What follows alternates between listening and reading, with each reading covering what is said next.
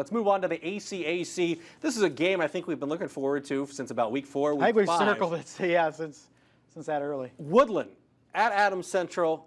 Two teams undefeated. Obviously, one's a 2A, one's a 1A, but these two teams have been fantastic all season. They've done it offensively. They've really done it defensively, too, which we haven't talked about their defenses all that much. What do you see as the biggest key for this game? Because, you know, on paper, like I said, both of these teams undefeated and playing great football. It's Adams Central's defense to me. They can't get in a shootout with Woodlan. They can't win it that way. Slowing down that running game, slowing down that passing game, getting pressure in the backfield is going to be huge for Adams Central. We kind of take Adams Central for granted because, you know, they've beaten up, they haven't played Woodlan yet, but they've given Belmont their only loss of the year, and that was week 1, 21-20. So at the time, it was a week 1 win where we said, yeah, it's pretty good for Adams Central. Now you look at it, it's like, whoa, you know, it's a huge win for them. So that is the key for me. It has to be low scoring for Adams Central to have a shot. If it gets into the 30s, then I think it's Woodlan's game. I know we've talked throughout the course of the season, specifically in the ACAC, about this running attack versus that running attack. And sometimes it doesn't play out that way on Friday. But you got Mitchell Van Brocklin, over 1,200 yards already on one side. Then you got Hunter Bates, 1,171 yards so far this season. Two big-name running backs, two guys that have been really productive. I guess what, in your eyes, is going to be the difference between one and the other? It's going to be tough because I think, you know, both of them are so special in their own unique ways. And I think, you know, Mitchell Van Brocklin, just a grinded-out kid. Hunter Bates carries the offensive load for that team. The big difference for me is if Woodlan cannot run the ball, they have a passing complement if they have to. And that was something they didn't have last year. And at Adams Central, I'm a little worried if they can't run the ball, if Bates is kind of contained a little bit, can they win the game vertically and through the air? And I'm just not sure about that. But game is in Monroe.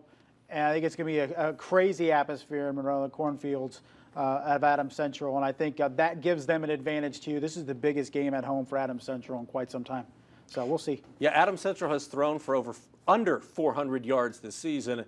Trayvon McCarter has almost 500 yards receiving for Woodlan. So obviously one team, while Woodlan loves to run the football, they have also shown that they can pass it. And also Jack Rhodes has been a really nice compliment. We don't talk about him all that frequently, but they have a few more weapons statistically heading into this game, although Adams Central has been a little more balanced in terms of the number of guys that they'll use on a Friday night. Yeah, definitely. You know, Jack Rhodes, you mentioned him. I mean, he's had phenomenal stats. He just is kind of the secondary guy to Mitchell Van Brocklin, and nothing wrong with that, but that's just another talented sophomore or underclassman that the Woodlan has. I mean, this is not a group of Woodlan players that are, you know, 25 seniors or something. This is a very young team. And they're not going away anytime soon. So Coach Haydock has done a phenomenal job with that group. Adams Central, this is their shot. I mean, to knock off the big guy and kind of propel them into the postseason and win an ACAC championship for its first since '99. Woodlan going for their first since '96. So somebody is going to be pretty happy for the first time in a while, week 9 on Friday. Over the last 4 games, Adams Central's defense has given up 3 points. Yeah.